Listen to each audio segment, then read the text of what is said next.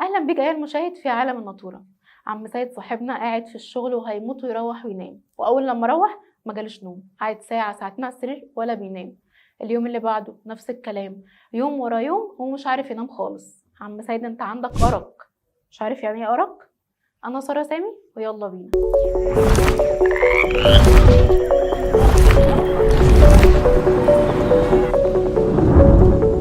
في كتير مننا ما يعرفش يعني ايه ارق، واللي يعرفه عارف ان انت بس مجرد ان انت مش عارف تنام. الحقيقه ان في العلم ده ليه معنى تاني خالص، لان كل حاجه في العلم سبب ونتيجه وليها تفسير اصلا. يعني مثلا ممكن يكون ليه سيد مش عارف ينام، ليه عنده ارق؟ الارق دايما مرتبط بالخوف والقلق والتوتر. يعني مثلا سيد لو في ليله امتحان وجرب يروح ينام، دايما عقله بيوهم له اوهام كتير قوي، منها مثلا انت ضامن اللي ذاكرته هيجي في الامتحان ولا لا؟ طب هل الطريق هيبقى ماشي وتروح الامتحان في ميعاده؟ انت هتصحى اصلا عشان تروح الامتحان؟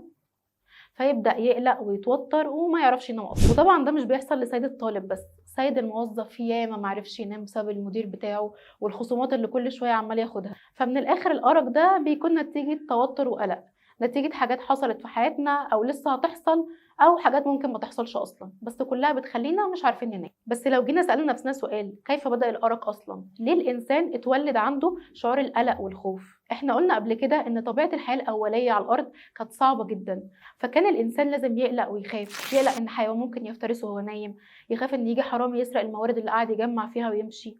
فده كان بيخليه يفضل قلقان وما بينامش. بس احنا في العصر ده مش محتاجين القلق والتوتر، بس للأسف الأرق لسه موجود لحد دلوقتي، وزاد عليه أسباب تانية كمان. الاكتئاب مثلا، لما حد بيفقد حد عزيز عليه أو بيتخانق مع حد بيحبه ممكن يقعد يوم أو يومين ما بيعرفش ينام كويس. وطبعا نتيجة الأرق دي على الإنسان كارثية، لأن هي بتوتره وبتخليه مش عارف يشتغل كويس ولا يتعلم أي حاجة، ولا حتى يعمل اللي هو بيعمله بشكل متقن أو كويس. وده طبيعي طبعا، حد بينام له في اليوم 3 ساعات أو ساعتين، هل هيقدر يعمل اللي بيعمله بشكل كويس؟ جسمه نفسه هيكون تعبان. طب حد سأل نفسه هي مدة الأرق دي ممكن تبقى قد إيه؟ الحقيقة إن الأرق بيختلف من نوع لنوع تاني، الأرق فيه أنواع كتير قوي، بس أشهر نوع هو الأرق الحاد أو الأرق المزمن، وبتكون أسبابه هي الخوف والتوتر. بس الأرق لو استمر لأكتر من 3 أيام في الحالة دي بنشخصه إن هو أرق مزمن. والأرق المزمن ده أصلا ليه نوعين، أرق رئيسي وأرق ثانوي. الأرق الرئيسي ده بيكون بسبب حالة سيد الصحية أو النفسية، أما الأرق الثانوي فبيكون بسبب حالة صحية بس، يعني تعبان مش قادر، حاجات مقلقاك ومخليك مش عارف تنام، زي مثلا اللي عنده ربو او سكر او الامراض دي يعني. طيب احنا ممكن نحل موضوع الارق ده ازاي؟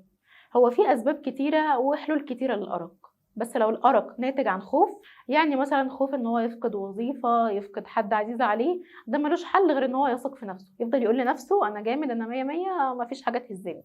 وفي حلول على الماشي كده كلنا عارفينها، ودي بصراحه بتساعد في الارق، زي ان انت ما تنامش بالنهار ساعتين، خف منبهات بقى، ما تقدرش تشرب قهوه وشاي وكل الحاجات دي.